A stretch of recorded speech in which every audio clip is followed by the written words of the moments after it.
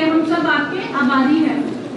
मैं आप सबको अवगत कराना चाहती हूँ कि हमारे श्री मनोज सिन्हा जी की कार्यशैली और कर्मठ व्यवहार की वजह से ही आज वो सब काम हम अपने सरकार की योजनाओं की वजह से पूरे कर पा रहे हैं।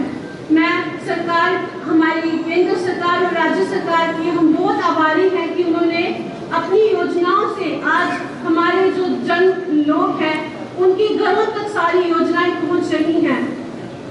हम सब इन्हीं के हमारी सरकार ने आपकी मेहनत से, मगर वो सामने उसके एक बदनुमा सा दाग लगता है, उसके लिए कुछ काम किया जाए तो बहुत अच्छा रहेगा सर।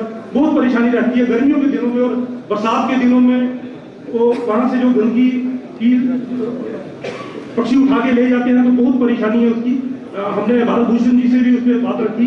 एक बड़ा प्ले ग्राउंड नहीं है सर पूरे ब्लॉक में। आप देखें एक बलवाल स्कूल के पास एक ग्राउंड बना है, मगर एवरेज में एक बड़ा स्कूल, कोई स्कूल नहीं है जहाँ।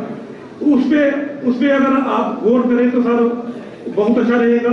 स्पोर्ट्स एक्टिविटी बढ़ेगी और नई पीढ़ी के लिए बड़ा अच्छा रहेगा। नशे पे सर थोड़ी सी और काम करने की जरूरत है। मैं डिपार्टमेंट से भी कहूँगा, बहुत अच्छा काम हो रहा है नशे पे कि नशे की रोकथाम के लिए। फिर भी सर कुछ जगह अभी कमी रह रही है कि हमारे इलाके में अब नौजवान पीढ़ी खत्म होने के कगार पे आ गई है और खास करके माँ बाप की बड़ी बहुत परेशानी है कि जो भी सेंटर बने हैं उनमें भी बच्चे निकल के बाहर आते हैं जब, फिर भी वो सर्वाइव नहीं कर पा रहे हैं क्योंकि जो माफिया है सर वो इतना परेशान कर रहा है, खास करके पूरे जम्मू कश्मीर में। जो हाई लेवल पे लोग हैं, मुझे लग रहा है कि जमानत की उन्होंने 10 ग्राम की एक को रखा है कि 10 ग्राम तक उसको जल्दी से जमानत मिल जाती है। मेरा आपको हाथ जोड़ के ये विनती है, उन पे भी सख्त कार्रवाई की जाए और जो लोग इस काम करते हैं सर उसमें सजा का प्रावधान अगर 2 साल 3 साल है जहाँ तो उसकी एज बढ़ाई जाए और इसमें खास करके फांसी की सजा होनी चाहिए क्योंकि हमारी नौजवान पीढ़ी, हमारा भविष्य खत्म होने के कारण सबसे बड़ी प्रॉब्लम नशे पे आज मिलकर चीज से ऊपर का एक कारोबार और धंधा बन गया था बहुत। अब ऐसे फिल्म आई थी उड़ता पंजाब सर, आजकल मुझे लगता है कि उड़ता जम्मू कश्मीर हो गया था। नशे पे आपसे हाथ जोड़ के विनती है, उस पर सबसे कार्रवाई की। जय हिंद जय भारत। लबरदार और परमानेंट लोग, हमारे काफी लोग पीछे बैठे हुए। मैं पहले तो लेफ्टिनेंट गवर्नर साहब का शुक्रिया करता हूं कि जनाब ने जब प्राइमरी हेल्थ सेंटर बलवाल में इनाग्रेट किया था तो वहां पे हमने एक बड़ी डिमांड रखी थी बलवाल पंचायत की, और राजेश सिंह जमाल हमारे सरपंच यहाँ पर हैं। हम सब ने एक डिमांड रखी थी कि यहाँ पर एक स्टेडियम होना चाहिए बच्चों को खेलने के लिए।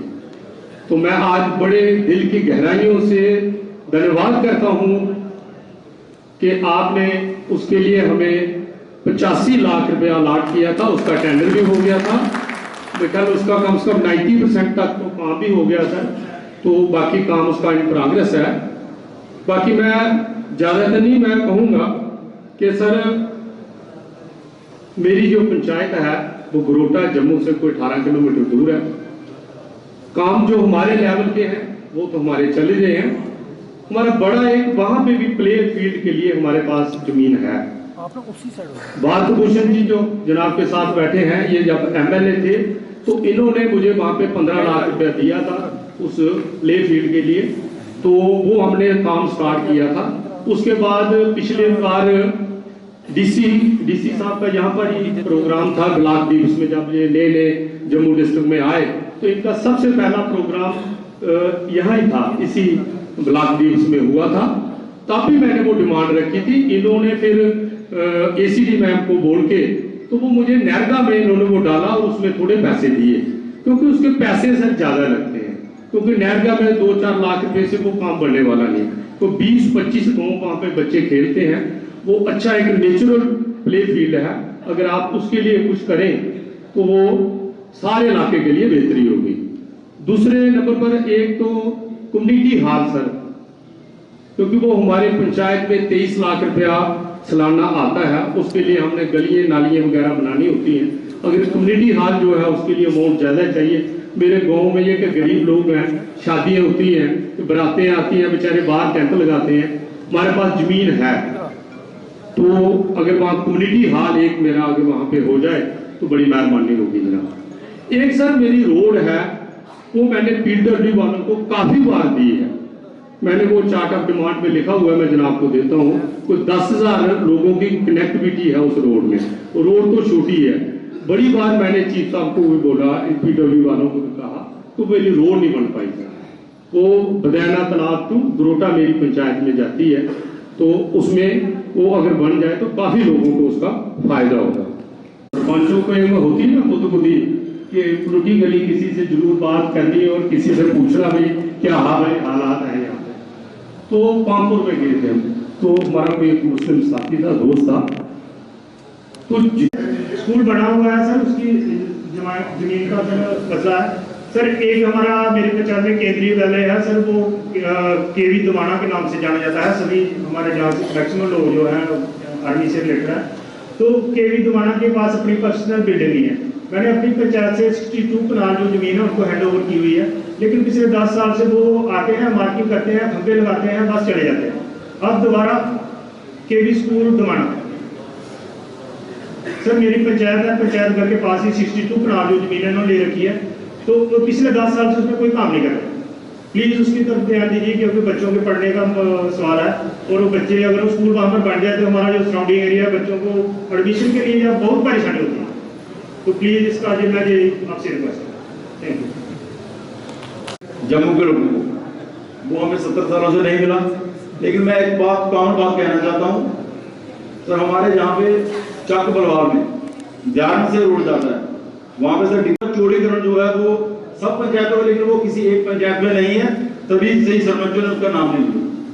एक मैं सर, मैं भी जब सारे अपने गांव की बात कर रहा हूँ तो मैं भी कर लेता हूँ। हमारे गांव में बर्न है सर, बर्न पंचायत में 60 कनाल के जमीन, जहाँ पे DDC चेयरमैन साहब बैठे हुए हैं, इनके थ्रू भी हमने लेटर दिया हुआ है कि ग्राउंड के लिए वो जमीन हमारी मालिकाना हक सब लोगों ने लिख के इनको दी है। अगर उस पर कोई ग्राउंड बन जाए, जैसे कि ब्लॉक में कहीं जमीन नहीं बोल रहे, हमारे गांव में 60 कनाल के करीब जमीन गुरदौरी लगवा के DDC चेयरमैन साहब को दे दी हुई है, लेकिन उस पर अगर ग्राउंड कोई बनवा सकता है तो बड़ी बड़ी मेहरबानी होगी। बाकी जय श्री राम, यही कहना चाहता हूँ। एक बात सर, मेरे साथ बलवाल के सरपंच है राजदीनी, उन्होंने आपसे बहुत काम करवाए हुए अपनी पंचायत में, वो 2 बार बोलना चाहते हैं और उनकी ये सरपंच साहब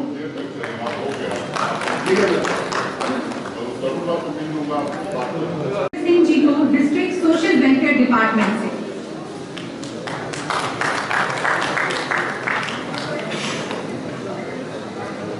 अनमोल Sharma ji khadi village board industry के लाभार्थी।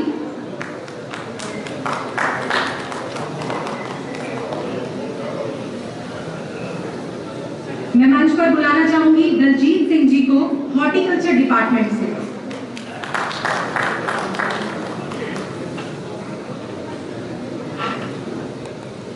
Regional commissioner Shri Ramesh Kumar ji, ADGP Jammu Shri Anand Jain ji, यहाँ के डिप्टी कमिश्नर श्री सचिन कुमार जी, यहाँ के SSP Vinod ji, director information Jatin Kumar ji, Jammu Kashmir प्रशासन के हमारे सभी सहयोगी, अभी जिन लोगों ने बोला BDC के चेयरपर्सन साहब, सरपंच साहिबान, यहाँ उपस्थित क्षेत्र के सम्मानित नागरिकगण, प्यारे भाइयों और बहनों,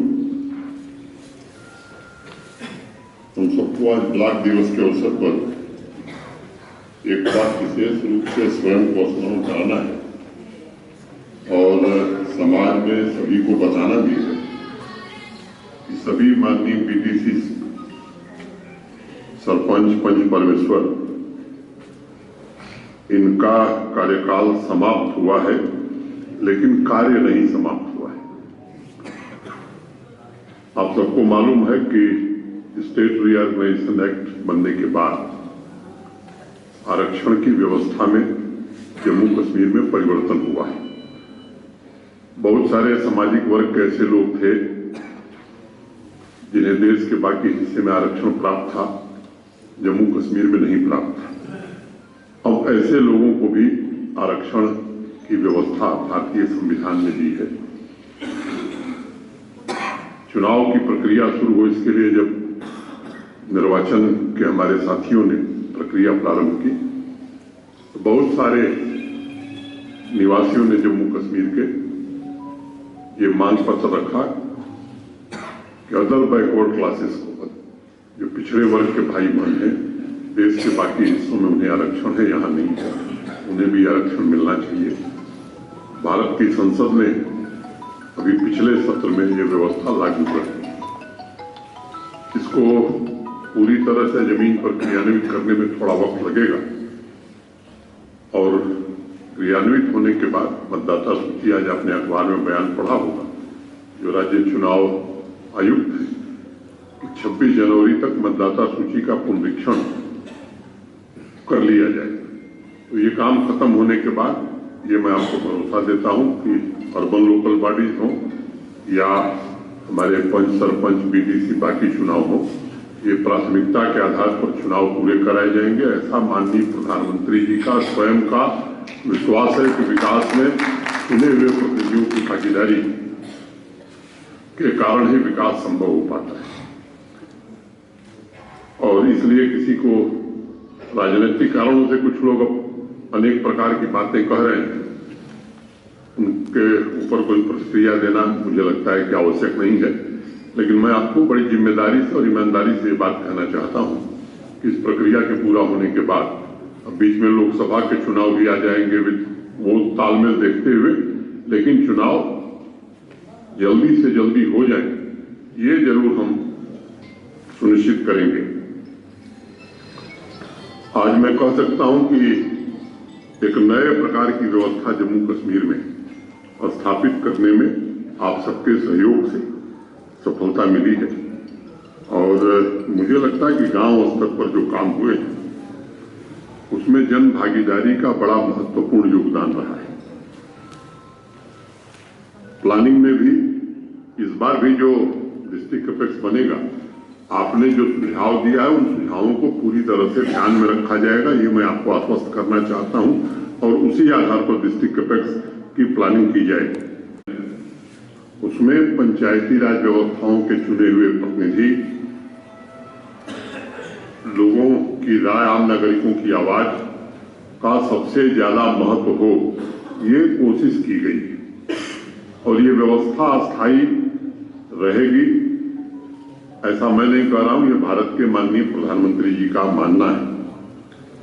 मेरा सभी, मैं पूर्व जनप्रतिनिधि ही कहूं, कहने में ठीक नहीं लग रहा है, आग्रह है कि आप अपनी जिम्मेदारी से पीछे मत हटिए, आगे बढ़ चल करके अपनी पंचायत में, रेवेन्यू गांव में, ब्लॉक स्तर पर जो काम है उससे जिस तरह पहले आप कर रहे थे वैसे करिए। चुनाव पूर्ण होने के बाद जनता के सामने सबको परीक्षा देनी होती है, फिर जो चुने हुए प्रतिनिधि आएंगे, प्रशासन और आप सब लोग मिलकर के जम्मू कश्मीर की समस्याओं के समाधान में जिस तरह से अब तक काम करते रहे हैं, आगे भी करिए, ये मेरा आप सबसे अनुरोध है।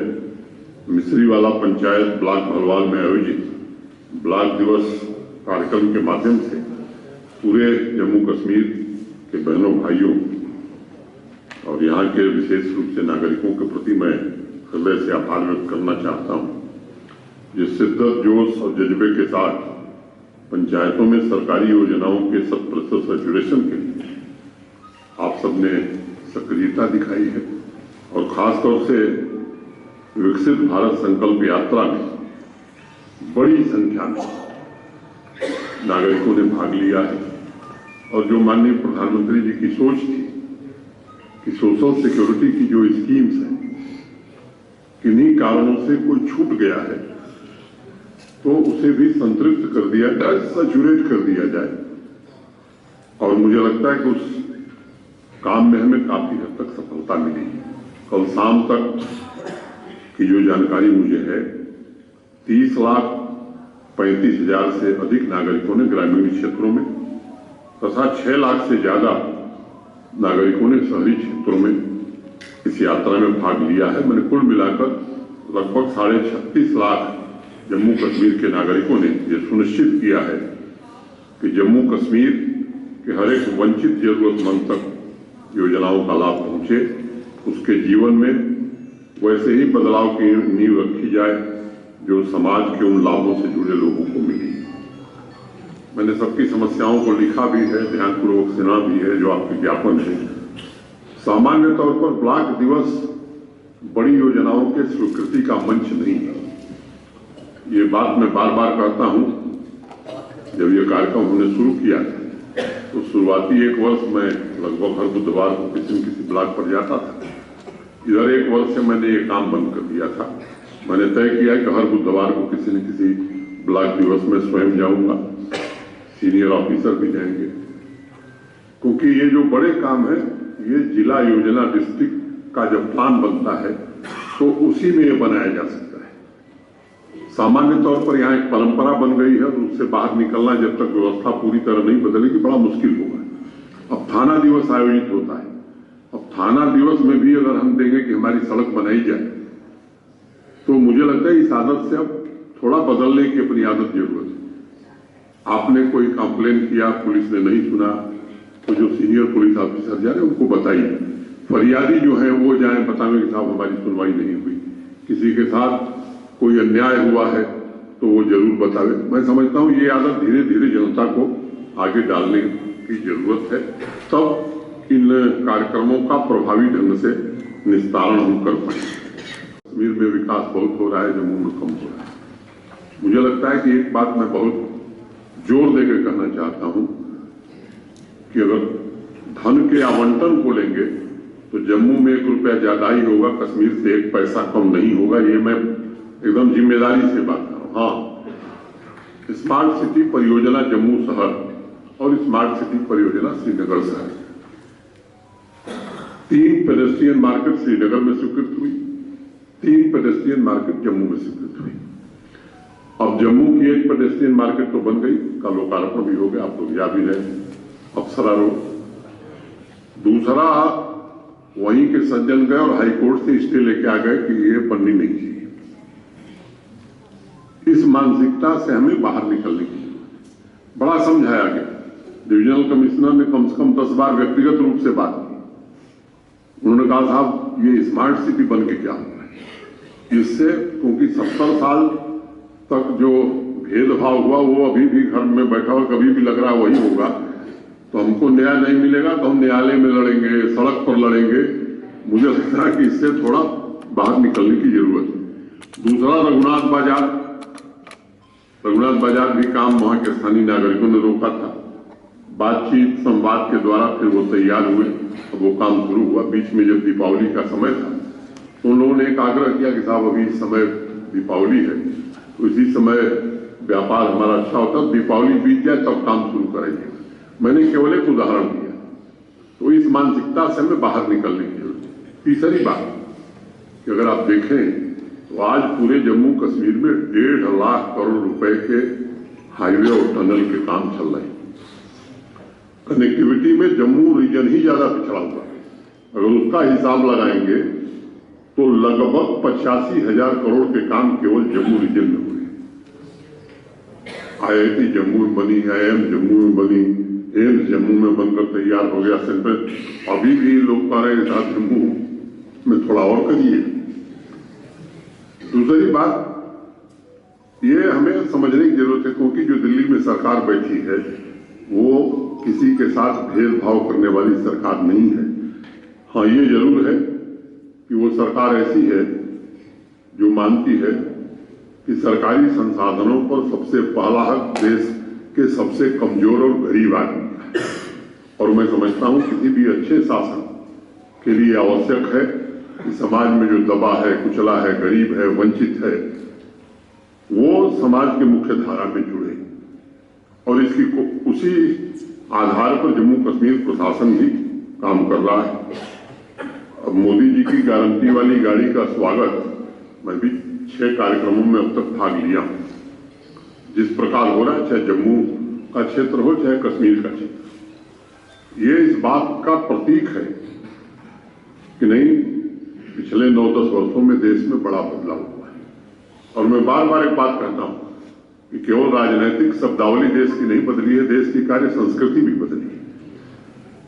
बहुत से लोग कल्पना भी नहीं कर सकते थे, जो यात्रा में मैंने दृश्य देखे हैं, कि इतनी बड़ी संख्या में लोग उस गाड़ी की स्वागत के लिए खड़े। लाभार्थियों ने प्रधानमंत्री जी की योजनाओं के कारण जो उनके जीवन में बदलाव आया, उसकी कहानी जिस तरह से सुनाई, वो इस बात को प्रमाणित करता है कि समाज में समावेशी विकास तेज गति से आगे बढ़ रहा है।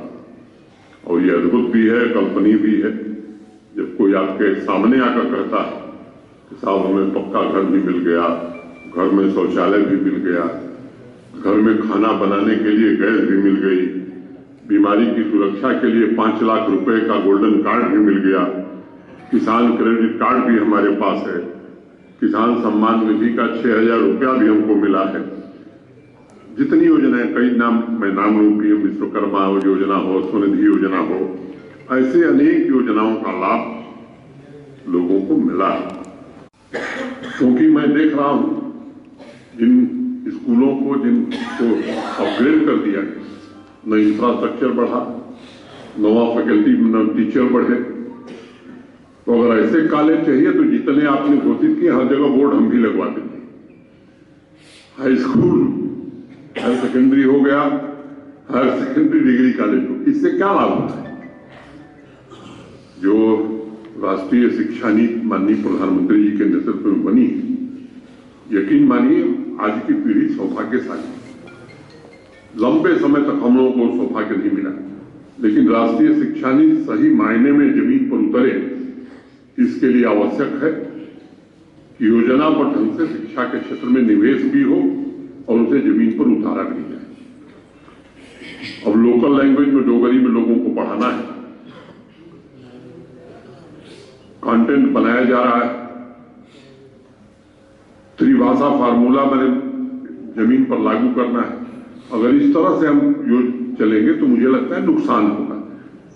जो इसमें इसका मतलब ये मत समझिए कि जो आपने कहा है उसको मैं कूड़ेदान में डालना है। जो उसमें वाजिब होगा वो भी उसमें लिया जाए, लेकिन जब योजनाबद्ध ढंग से हम चलेंगे तो ये कठिनाई दूर हो जाएगी। अभी किसी ने कहा कि उन बच्चों को 20 किलोमीटर जाना। जहां तक सड़क का सवाल, मैंने एक तो बता दिया कि हाईवेज और टनल्स के जो काम चल रहे हैं, गांवों को जोड़ने 2001 की जनगणना के आधार पर, सेंसस के आधार पर जम्मू कश्मीर की कोई पंचायत, कोई गांव नहीं है जो सड़क से नहीं जुड़ गई। 2011 के सेंसस के आधार पर गांव बचे, हर जिले में बचे, और नीतिगत फैसला हमने किया है कि 2011 की पंचायत सेंसस के आधार पर जो गांव बचे हैं उनको सड़क से जोड़ना, ये हमारी पहली प्राथमिकता। और कम गांव बचे, ऐसा नहीं कि बहुत बड़ी संख्या है। प्रधानमंत्री ग्राम सड़क योजना जो देश में वाजपेयी जी ने शुरू की थी, तो उसके लिए योजना इसीलिए शुरू की कि गांवों को सड़क से जोड़ा जाए।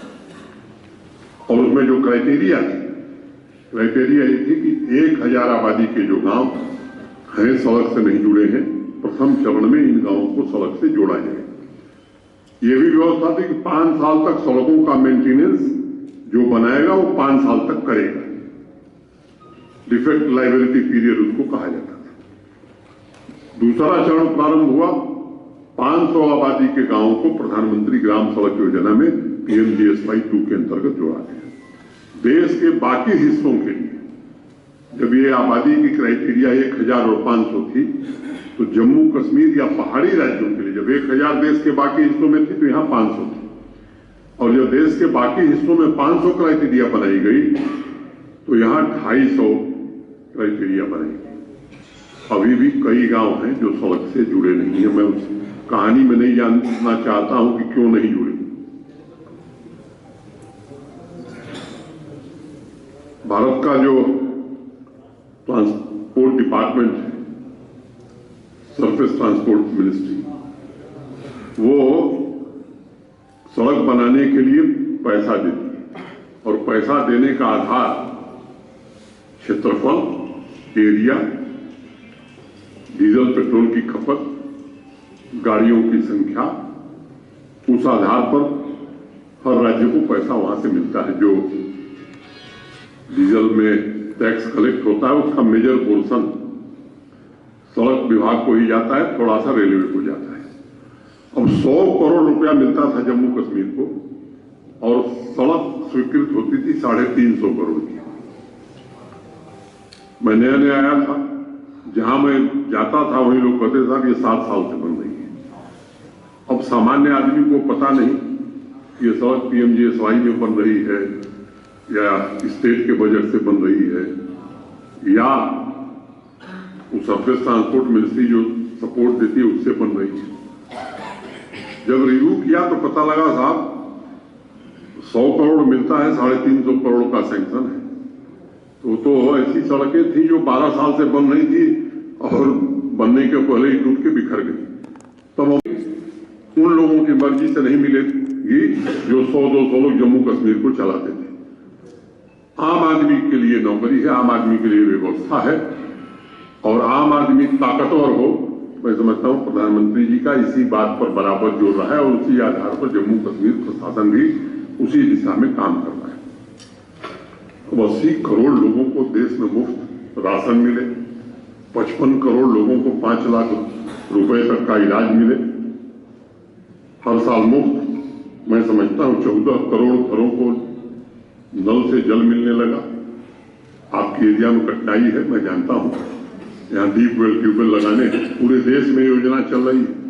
हर प्रयास हो रहा है कि ज्यादा से ज्यादा मशीनें बनाई जाए। उसमें टाइम भी लगता है आपके यहाँ ट्यूबवेल बनाने में, बाकी स्थानों पर कम टाइम लगता है। मुझे कल ही बताया गया है कि 2 और मशीनें कहीं से मिली हैं, हिमाचल से खाली हुई है, वो आ रही हैं। तो इसकी भी कोशिश हो रही है कि जल्दी से जल्दी इस काम को पूरा कर दिया जाए। 10 करोड़ महिलाएं देश की सेल्फ हेल्प ग्रुप से जुड़ी और यहाँ भी 6 लाख से ज्यादा बहनें सेल्फ हेल्प ग्रुप से जुड़ी हैं और जम्मू कश्मीर के विकास में अपना योगदान दे रही हैं। 14 करोड़ लोगों को जीवन ज्योति बीमा का लाभ मिला है। 13 करोड़ से ज्यादा शौचालय बने, 52 करोड़ लोगों के बैंक खाते खुले और इन सब के बावजूद उस दिन प्रधानमंत्री जी ने कहा कि मैं लगातार उन लोगों की तलाश कर रहा हूं, किसी कारणवश इन योजनाओं का लाभ नहीं मिल पाया और इसलिए फिर से एक कार्यक्रम प्रारंभ हुआ जिसमें आप सब लोग भागीदार हैं। ब्लॉक दिवस का कार्यक्रम भी इसीलिए शुरू किया गया था, उसके पीछे मंशा यही थी कि हर चुने हुए बुधवार को हमारे प्रशासनिक अधिकारी और नागरिक एक जगह इकट्ठा होंगे, सभी तरह की सेवाएं की जानकारी भी मिले और अगर कहीं कमी है तो उसे पूरा करने के लिए प्रयास भी हो। लेकिन इसको भी हमने वो मंच बना लिया कि सड़क बनाना है, अस्पताल बनाना है। गांव के प्ले फील्ड का जहां तक सवाल है, डीसी जम्मू यहां मौजूद है, मुझे आपसे ये आग्रह है कि एक बार पूरे जिले का एक पंचायत का रिव्यू करा करके जो भी पैसा है प्राथमिकता के आधार पर हर पंचायत में कोई एक पंचायत नहीं छूटनी चाहिए जिसमें प्ले फील्ड न हो और ये काम 3-4 महीने में मुझे लगता है कि आराम से किया जा सकता है। तो आज मैं आपके बीच ये बात करता हूं कि जम्मू जिले में हम लोग जनवरी में हैं, अप्रैल 30 को कोई ऐसी पंचायत नहीं होगी जहां जमीन हो। अब जमीन नहीं होगी तो स्वर्ग में तो बनेगा नहीं, जहां जमीन हो वहां प्ले फील्ड बना दिया जाएगा। यहाँ के बारे में मुझे बताया गया है कि इस ब्लॉक में 24 पंचायतों में अनेक योजनाओं को सैचुरेट कर दिया गया है। 32 रेवेन्यू गांव हैं, अगर कोई बचा है तो निश्चित रूप से वो आवे। सैचुरेशन कोई तकनीकी शब्द नहीं है, मैं मानता हूं सैचुरेशन ये समाज की समृद्धि की कुंजी है और इसको लेकर के जो अभियान चला है उसमें जम्मू कश्मीर प्रशासन पूरी शिद्दत से लगा हुआ है। किसी एक परिवार की बुनियादी जरूरतें जब पूरी होती हैं तब वो परिवार सपने देखता है, बड़े सपने देखता है, समृद्धि के नए दरवाजे खुलते हैं। किसी के पास घर से लेकर राशन तक की चिंता जब समाप्त होती है तो वो सोचता है कि रोजगार के और क्या साधन होंगे, कारोबार और क्या है। मैं 2-4 मौलिक बातें आपसे करना चाहता हूँ। होलिस्टिक एग्रीकल्चर डेवलपमेंट प्लान बहुत सोच समझ कर देश के जाने माने कृषि विशेषज्ञों की सलाह से जम्मू कश्मीर प्रशासन ने बनाया है। हमारे जो एग्रीकल्चर और लाइन डिपार्टमेंट के जितने ऑफिसर्स हैं उनकी ट्रेनिंग हुई, किसानों की ट्रेनिंग हुई, आपके यहाँ भी लोग आए होंगे, दक्ष पोर्टल पर रजिस्ट्रेशन हुआ। मोटे तौर पर आप ये समझिए कि 70% आबादी जम्मू कश्मीर की कृषि और संबंधित एग्रीकल्चर और अलाइड सेक्टर, किसी ने हार्टिकल्चर का नाम दिया, उसमें हार्टिकल्चर भी है, डेयरी भी है, फिशरी भी है, सीप एंड एनिमल हस्बेंड्री भी है, सेरिकल्चर भी है, अनेक उसके आयाम है। 70% लोग इसी पर उनका जीवन निर्भर करता है। तो मुझे लगता है कि जम्मू कश्मीर की इकोनॉमी को बड़ा जबरदस्त बूस्ट मिलेगा। और जो योजना बनाई है बजट के अलावा हर साल 1000 करोड़ से ज्यादा अधिक हम इस योजना को जमीन पर उतारने के लिए लगा रहे हैं। जम्मू क्षेत्र की जो असली दिक्कत है, हमारे साथी ने जो बात कही मुझे अच्छा लगा, लेकिन जो पढ़े लिखे प्रबुद्ध लोग उनसे मैं निवेदन करना चाहता हूं। किसान क्रेडिट कार्ड सैचुरेशन हो गया है, लेकिन क्रेडिट कार्ड से किसान की आमदनी पूरी तरह नहीं बढ़ने वाली। जब खेती में पैसा लगेगा, इनपुट क्रेडिट जब बढ़ेगी, तब आप खेती अच्छी कर सकते हैं। प्रशासनिक तौर पर मैं स्वयं भी मॉनिटर कर रहा हूं। जिले के हमारे जो अफसर हैं उनको भी कहा गया है कि भाई बैंक के साथ आप मीटिंग करिए। अब पैसा बैंक जमा कराता है जम्मू कश्मीर के लोगों और फाइनेंस करता है मुंबई। जम्मू कश्मीर का पैसा जम्मू कश्मीर में भी उतना फाइनेंस हो, ये हम सुनिश्चित कराना चाहते हैं और आपको भरोसा देना चाहते हैं कि हम सुनिश्चित करा के ही रहेंगे। ये हर 3 महीने पर हम सब इसको मॉनिटर करें। यहाँ लोगों को पैसा मिलना चाहिए। जो नेशनल लेवरेज है किसानों को इनपुट क्रेडिट का, उसमें हम काफी पीछे। पिछले 1 साल से मैं लगा हूं, पहले की तुलना में बढ़ा है, लेकिन अभी उस अनुपात में नहीं बढ़ा है। और जम्मू क्षेत्र में इनपुट क्रेडिट कश्मीर की तुलना में बहुत कम है। ये कोई नहीं उठाता। मैं बार बार ये बात, मेरा सभी प्रबुद्ध लोगों से निवेदन, आप अपनी पंचायत में देखिए कि बैंक किसान को पैसा दे रहा है कि नहीं दे रहा। नहीं दे रहा है तो आप डीसी को शिकायत भेजिए और ये सुनिश्चित कराया जाएगा, क्योंकि जब तक खेती में लागत नहीं लगी। अब हम हाई डेंसिटी प्लांटेशन करना चाहते हैं, किसान की आमदनी तभी बढ़ेगी। कानून जो इस तरह के थे जो खेती के लिए अवरोध पैदा कर रहे थे, उन कानूनों को बदल दिया गया। कानून यहां था कि high density plantation Jammu region में नहीं हो सकता है, इसकी कोई नहीं चर्चा कर। उस कानून को बदल दिया गया कि नहीं, जम्मू रीजन में भी हो सकता है। 4 कैनाल से कम जमीन वाला किसान हाई डेंसिटी प्लांटेशन नहीं कर सकता, यह कानून था। इस कानून को भी बदल दिया गया। आर्चर्ड लगाने के लिए भी परमिशन और काटने के लिए भी परमिशन। काटने के लिए परमिशन तो समझ में आती है, बगीचा लगाने के लिए परमिशन, उसको भी बदल दिया गया। तो ये ऐसी बातें की गई है जिससे वास्तव में किसान ताकतवर हो सकता है। एक तो दूसरी बात, भारत भूषण जी ने टूरिज्म की है। ये सच है कि कुछ तो टूरिज्म प्रकृति के कारण होता है, मौसम के कारण होता है, और कुछ प्रयत्न पूर्वक होता है। एक जो दिमाग में हमारे बैठ गया कि सरकार जहां टूरिज्म बढ़ाएगी वहां टूरिज्म नहीं बढ़ने वाला। ये यहां दिमाग में घुस गया है कि टीआरसी बना दीजिए, टूरिस्ट रिसेप्शन सेंटर, टूरिस्ट आएगा। करता ही नहीं आएगा। इस मानसिकता से हमें बाहर निकलने की जरूरत है। जब प्राइवेट सेक्टर का इन्वेस्टमेंट आएगा तब टूरिज्म बढ़ेगा।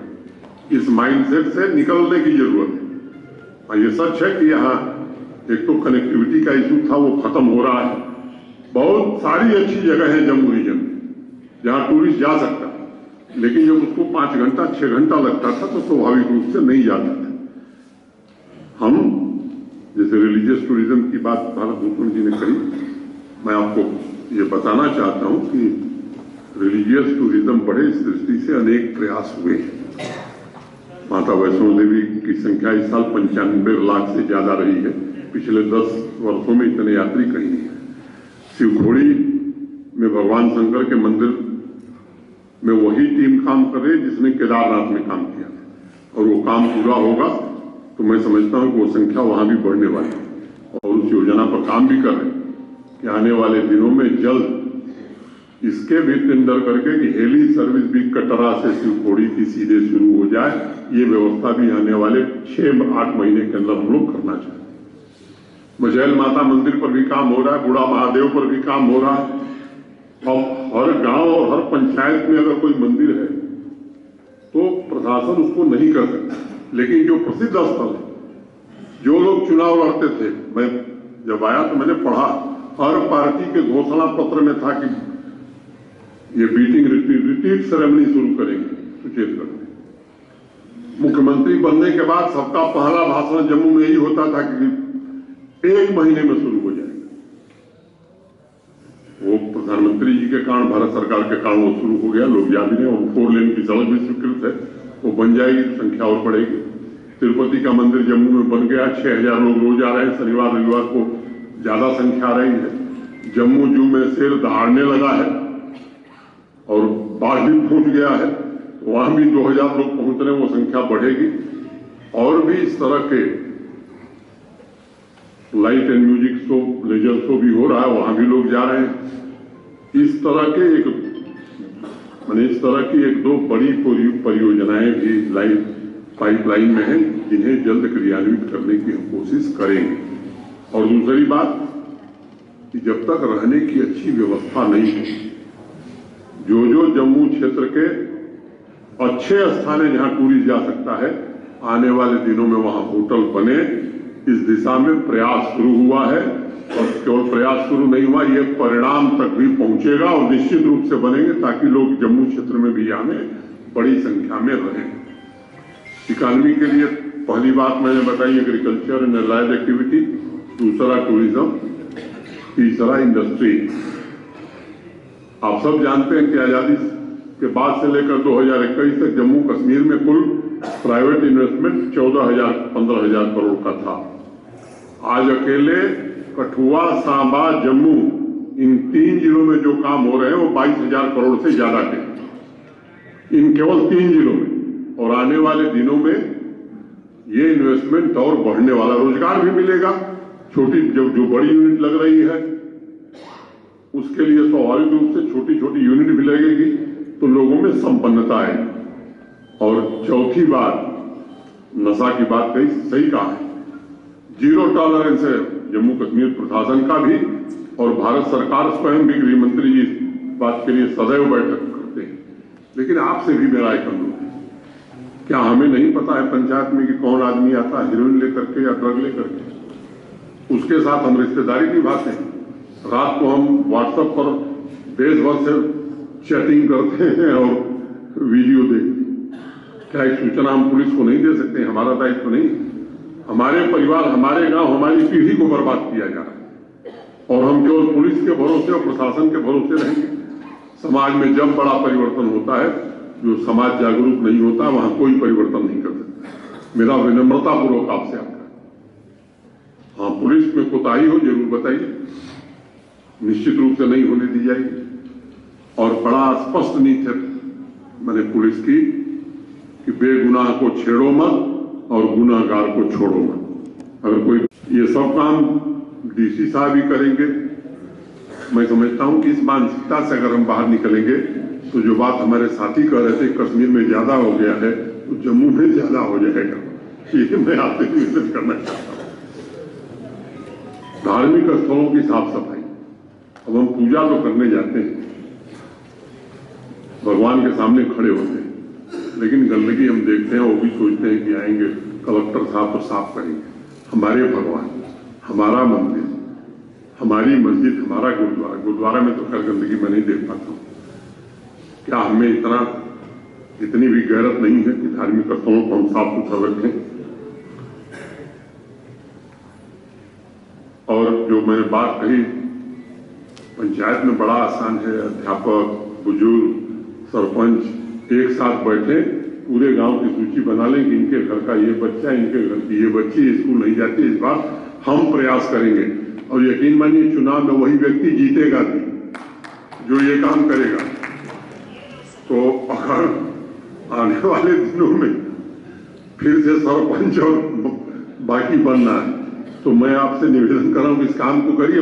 जीत आपकी पक्की, 100% इनरोलमेंट ये हम इस बार अश्योर करें। मुझे लगता है 3-4 पैरामीटर हम अपनी पंचायतों का तय करते हैं। सबसे स्वच्छ पंचायत कैसे बने, सबसे शिक्षित पंचायत कैसे बने, सबसे ग्रीन पंचायत कैसे बने, 100% सैचुरेशन वाली पंचायत कैसे बने और टीबी मुक्त कैसे बने, पोषण युक्त कैसे बने, बेरोजगार मुक्त कैसे बने। बेरोजगार मुक्त अगर बनाना चाहते हैं आप नौजवानों को चिन्हित करिए, डीसी जम्मू को आप लिस्ट दीजिए। हम पैसे की कोई कमी नहीं, जो काम करना चाहता है 10 लाख रुपए मुद्रा योजना में बिना किसी कोलैटरल सिक्योरिटी के प्रधानमंत्री जी ने ऐसी व्यवस्था कर दी है कि 10 लाख तक का ऋण मिल जाएगा। और 10 लाख का ऋण लेकर के जम्मू शहर में दुकान भले नहीं मिलेगी, अपनी पंचायत में आदमी आराम से काम कर सकता है, अपना और अपने परिवार का पेट पाल सकता है। तो मुझे लगता है ये सामूहिक शक्ति से जो काम होता है उसमें समाज में बड़ा बदलाव आता है। कुछ लोग राजनीतिक मजबूरी या फिर आदत की वजह से कहते हैं कि युवाओं के लिए रोजगार की व्यवस्था नहीं कहेंगे तो उनका काम कैसे चलेगा। मैं कहता हूं कि युवाओं को रोजगार के लिए आज जितने अवसर उपलब्ध हैं, मुझे लगता है कि इसके पहले कभी नहीं थे। केंद्र सरकार की योजनाओं के अलावा जम्मू कश्मीर की भी दर्जन से ज्यादा योजनाएं, मिशन यूथ एक अलग डिपार्टमेंट ही जम्मू कश्मीर प्रशासन ने बनाया कि युवा बच्चों और बच्चियों के लिए कैसे रोजगार के हम साधन उपलब्ध करा सकते हैं। तो मोटे तौर पर मैंने बात कही, आपने जो मांग पत्र दिया है, मैं आपको एक बात कह सकता हूं, उसमें जो वाजिब है वो निश्चित रूप से किया जाएगा। और पैसे का सही उपयोग, ऐसे मैं जब नया आया था तो मैं अपरिचित, आते ही 2 दिन बाद किसी का फोन आया कि ये फला आदमी है, इन्होंने काम किया था 5 साल पहले, इसका भुगतान नहीं हुआ। 2-3 दिन बाद फिर किसी का फोन आया। तो अब ये रेगुलर फीचर हो गया कि हर 2 दिन पर कोई फोन करता था कि साहब फला का आदमी यहाँ काम किया था, उसका भुगतान नहीं हो रहा। मैंने कहा भाई क्या बात है, तो पता किया तो पता लगा कि यहाँ न उस काम का कोई एडमिनिस्ट्रेटिव अप्रूवल था, न उस काम का कोई टेंडर हुआ था। तो व्यवस्था लागू कर दी गई कि अब कोई काम बिना टेंडर के नहीं होगा, बिना अप्रूवल के नहीं होगा, बिना, तो काम हो भी रहे। लोगों ने हल्ला किया अब काम नहीं होगा, अब काम बंद हो जाएगा। मुझे याद है, सब याद है। लेकिन जहां 9,229 काम होते थे, अब 95,000 काम पिछले फाइनेंशियल ईयर में पूरे हुए हैं। रफ्तार 10 गुनी बढ़ गई। पंचायतों को विकास और समृद्धि का मार्ग बनावे, और जब ये मार्ग बनेगा तो यकीनन जम्मू कश्मीर की समृद्ध होगा। और एक बात मैं बार बार कहता हूं, विकास तभी होगा जब शांति होगी, और शांति में दुनिया में कहीं विकास नहीं हुआ है। कुछ तत्व हैं जो अशांति के लिए ही काम करते हैं, उनको शांति से मतलब नहीं। तो हमें पहचानना चाहिए ऐसे लोगों को, समय पर जब वक्त आवे तो शांति फैलाने वालों का इलाज भी करना चाहिए। और उसमें इलाज का मतलब डंडा वंडा चलाने के लिए मैंने कहा, जो आपको संविधान ने अधिकार दिया है उसका प्रयोग करते समय ऐसे लोगों को चिन्हित करना और उन्हें दंड देना, मैं समझता हूं ये आवश्यक होता है। और वैसी ही सरकार चुनी हुई मिलती है जैसा आदमी चाहता है। अगर हम खुद चाहते हैं अच्छी सरकार, अच्छा प्रशासन, तो हमें खुद भी अच्छा बनना पड़ेगा। और अंतिम बात कि आप सबको मैं हृदय से धन्यवाद देता हूं। जिनको अभी मिलना होगा मैं हूं, आप लोगों से मिलूंगा भी। आपका कोई सुझाव, मैंने अफसर भी हमारे, मैं मुंह पर किसी की तारीफ नहीं करता, लेकिन कोशिश की गई है कि बेहतरीन अफसर लगाए और ये दिन रात लोगों के लिए काम कर रहे हैं। मैं आपसे निवेदन करूंगा कि जब भी आपको लगे कोई सुझाव हो तो आप निश्चित रूप से दीजिए।